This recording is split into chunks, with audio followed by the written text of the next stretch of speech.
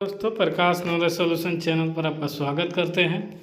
आप देख रहे हैं यूट्यूब चैनल प्रकाश नॉलेज सॉल्यूशन और आप प्रकाश सर के द्वारा पढ़ाया जाएगा। इसमें क्लास 12 का होम साइंस यानी गृह विज्ञान का 15 मोस्ट सब्जेक्टिव क्वेश्चन देखेंगे होम साइंस का। तो पहला क्वेश्चन है कि गृह विज्ञान का अर्थ का महत्व समझाइए। यानी गृह विज्ञान का अर्थ जो होता है और उसके महत्व क्या है ये समझाइए।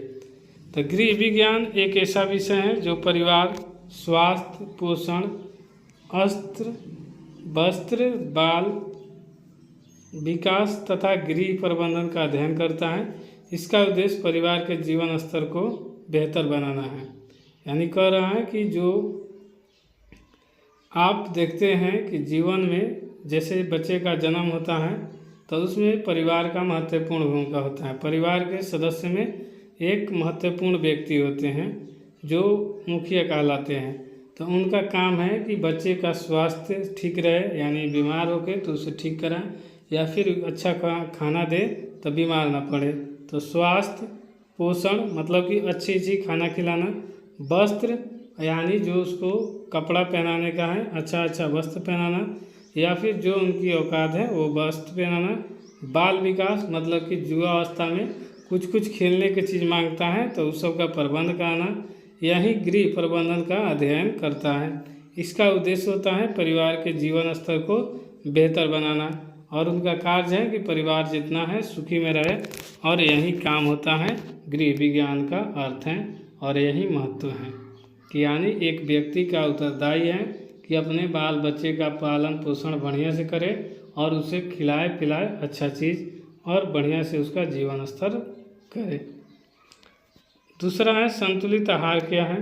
तो संतुलित आहार ऐसा आहार जिसमें शरीर की आवश्यकता के अनुसार सभी पोषक तत्व उचित मात्रा में हो, संतुलित आहार कहलाता है। यानी जिसमें बच्चे का पोषक तत्व की किसी भी चीज़ का कमी ना हो, ऐसा आहार जिसमें शरीर की आवश्यकता है।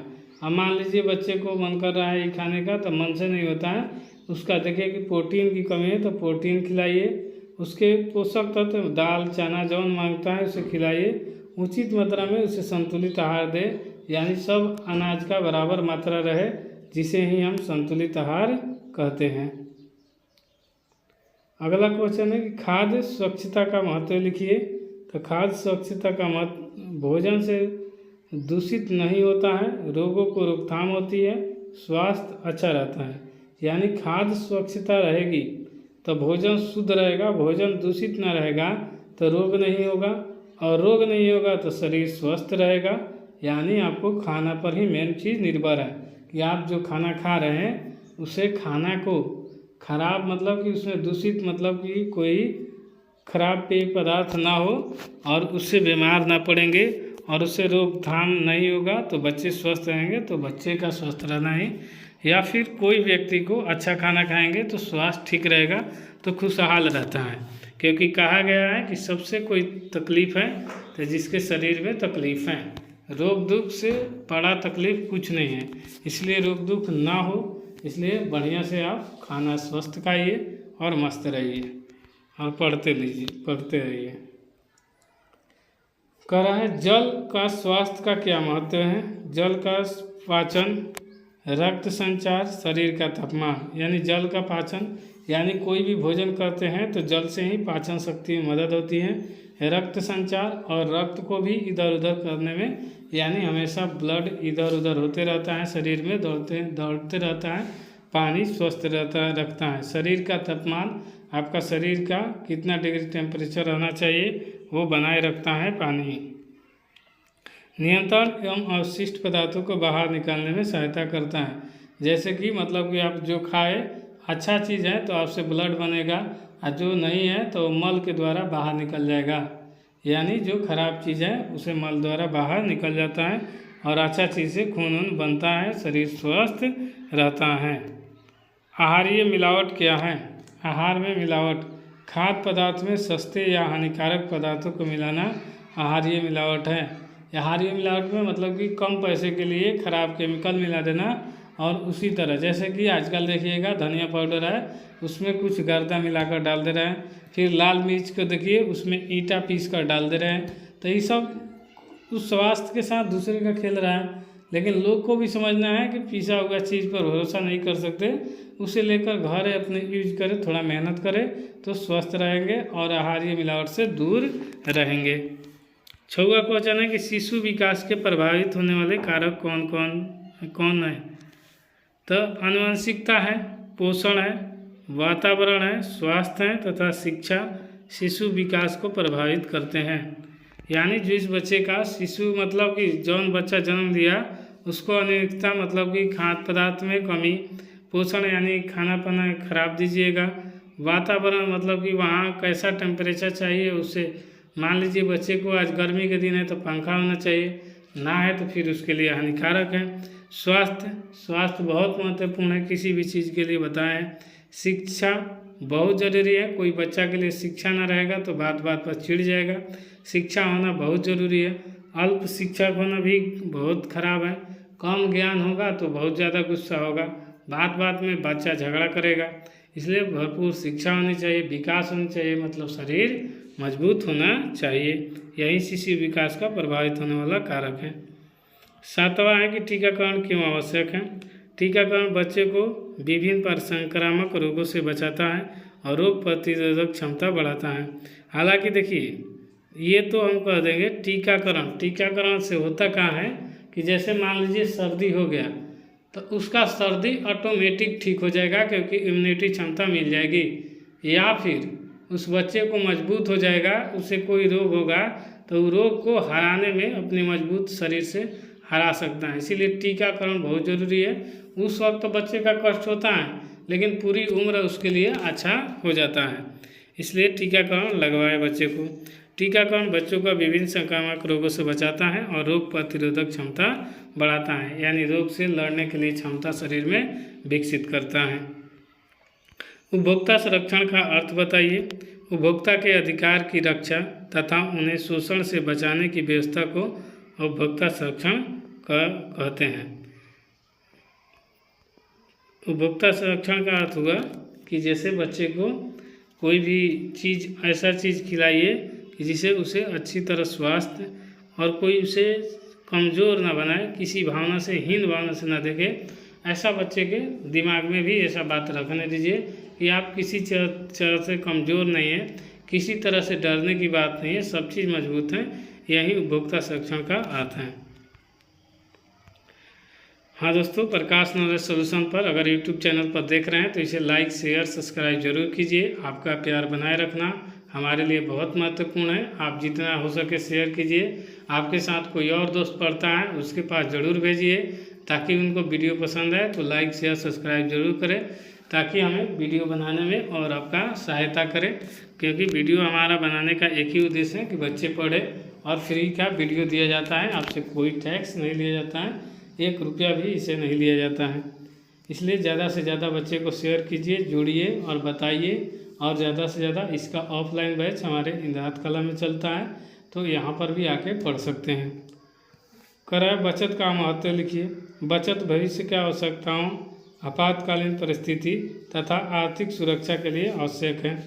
बचत बहुत ज़रूरी है भविष्य में, यानी जितना कमाइए, अगर 1 रुपया कमा रहे हैं तो उसमें 4 आना बचाइए, अगर 10 रुपया कमा रहे हैं तो 2 रुपया कम से कम बचाइए, लेकिन खर्च करिए, लेकिन अपना बचा कर, क्योंकि कब परिस्थिति को जाना नहीं है। मान लीजिए आपका रोज़गार है, कब रोज़गार प्राइवेट है तो एकदम बचाना ज़रूरी है, नहीं तो पता चलेगा कि कब चला जाए, कभी दिक्कत होता है, कभी घरे आ जाते हैं, बाहर कमाने जाते हैं, तो तरह तरह का पैसे की कमी, इसलिए बचत होना ज़रूरी रहता है और पैसा हमेशा बचा कर रखना ही बहुत ज़रूरी है। बचत भविष्य की आवश्यकता, आपातकालीन परिस्थिति, आर्थिक सुरक्षा के लिए आवश्यक है। कभी बीमारी पड़ जाते हैं तो उसमें पैसा खर्च करने के लिए आपके पास रहना चाहिए, इसीलिए बचत बहुत ज़रूरी है। 10 कराएँ पारिवारिक बजट क्या है। परिवार की आय और व्यय का योजनाबद्ध विवरण पारिवारिक बजट कहलाता है। यानी परिवार के एक सदस्य को कितना कमाता है, कितना खर्च होता है और इसका लेखा जोखा करने के बाद कितना बचता है, उसी को पारिवारिक बजट कहते हैं। एग्जाम्पल ऐसे समझे कि आपके घर में 5 सदस्य हैं और 5 सदस्य सब व्यक्ति मान लीजिए 20-20 हज़ार रुपया कमा रहे हैं। अगर 20 हज़ार रुपया पूरे भेज रहे हैं, 500 एक मुखिया पिताजी के पास, तो वो भेज रहे हैं, तो यानी 20×5 = 100, यानी 100,000 रुपया आ रहा है। अब पिताजी खर्च उसमें से कितना किए, मान लीजिए उनका इनकम है कि अगर वो खर्च कर दिए इसमें से 40,000, तो 60,000 रुपये की बचत होती है। इस तरह से आपकी बचत होती है कि पारिवारिक बजट क्या है, और उसके बाद वो बचत को रखा जाता है। इसी को पारिवारिक बजट कहा जाता है कि जो आया, जो लेखा गया, जो बचा, उसको सब लिखकर रखा जाता है। आइए, वस्त्र चयन का प्रभावित करने वाले कारक लिखिए। वस्त्र मतलब होता है जो कपड़ा, तो आयु, जलवायु, फैशन, आय तथा अवसर वस्त्र चयन का प्रभावित करते हैं। देखिए, आय मतलब कि आप कैसा, आपका बहुत हाई फाई पैसा कमा रहे हैं।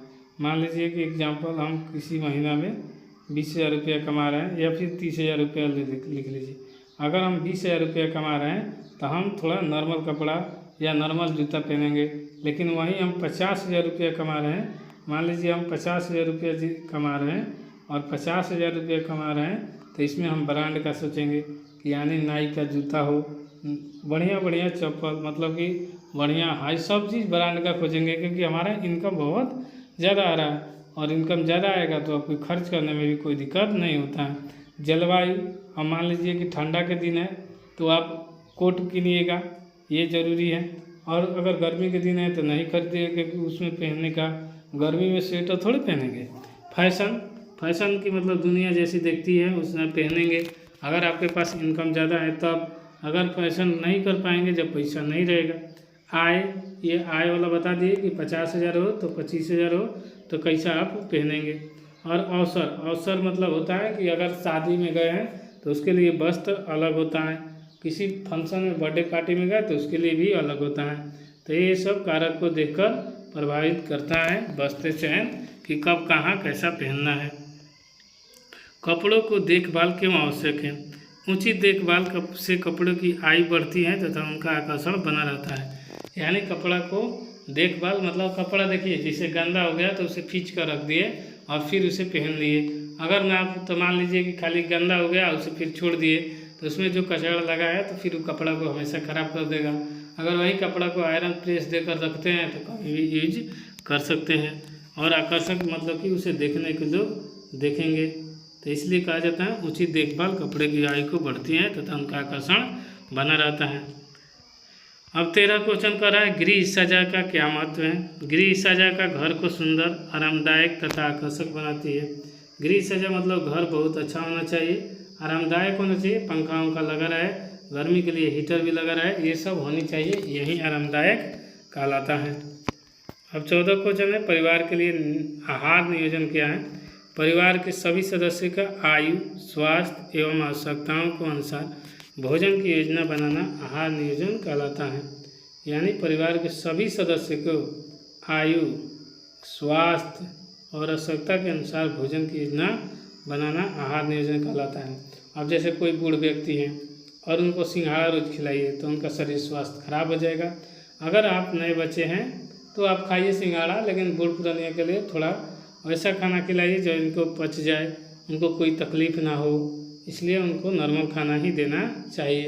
उनको ना ज़्यादा तीता देना चाहिए, ना ही उनसे ज़्यादा मीठा देना चाहिए, और इस सब का आवश्यकता अनुसार देख लेना चाहिए परिवार के उम्र के अनुसार। अगला क्वेश्चन है, असमर्थ बच्चों की विशेष आवश्यकता को लिखिए। असमर्थ मतलब कि कोई भी चीज़ में समर्थ नहीं है, ऐसे बच्चों को विशेष शिक्षा, चिकित्सा, पोषण, सुरक्षा और भावनात्मक सहयोग की आवश्यकता होती है। मतलब कह रहा है कि असमर्थ, जिनके पास पैसा ना हो तो उनके शिक्षा देने के लिए कोई व्यक्ति को आ गया है, या फिर कोई किसी का मदद कर देते हैं। चिकित्सा के लिए कोई व्यक्ति ही मदद कर देते हैं। पोषण मतलब अच्छा खाना कभी दे देते हैं। सुरक्षा और भावनात्मक, उनका सुरक्षा मुहैया करा देते हैं। कोई निर्दयी तो नहीं है, लेकिन आजकल की दुनिया में निर्दयी भी है, इसे नहीं कि नहीं, सबको सब दया के भाव रखना चाहिए। सहयोग आवश्यकता होती है, देखिए किसी चीज़ से कोई व्यक्ति थोड़ा सा सहयोग देने से आपको कोई एहसान नहीं करते हैं, लेकिन थोड़ा सा कर देने से उसको लगता है कि हमारे ऊपर बहुत एहसान कर दिए, इसलिए जितना हो सके सेवा करिए। ये प्रश्न बिहार बोर्ड के विज्ञान के महत्वपूर्ण अध्याय में पोषण, ये जो हैं इसमें पूछा गया है। तो इसमें अध्याय पोषण, खाद्य, स्वच्छता, बाल विकास उपभोक्ता संरक्षण, वस्त्र एवं गृह प्रबंधन से लिए गए। यानी जो हमें अभी प्रश्न पूछे हैं ये यहाँ से इसका आंसर नहीं है, ये वाला इससे बताया गया है कि इस चैप्टर है, चैप्टर का नाम से लिया गया क्वेश्चन है सब। इस तरह आपको ज़्यादातर उसी में से चैप्टर में से क्वेश्चन बिहार बोर्ड 2024 में पूछा गया था। इसी के साथ दोस्तों आपने 15 क्वेश्चन देख लिया। अगर वीडियो पसंद आती है तो लाइक शेयर सब्सक्राइब जरूर कीजिएगा। कोई डाउट होता है तो कमेंट बॉक्स खुला रहता है। अभी फेसबुक PKS चैनल पर आप देख रहे होंगे तो वहाँ पर फॉलो कर लीजिए। इसी के साथ मिलेंगे नेक्स्ट वीडियो में, तब तक के लिए जय हिंद।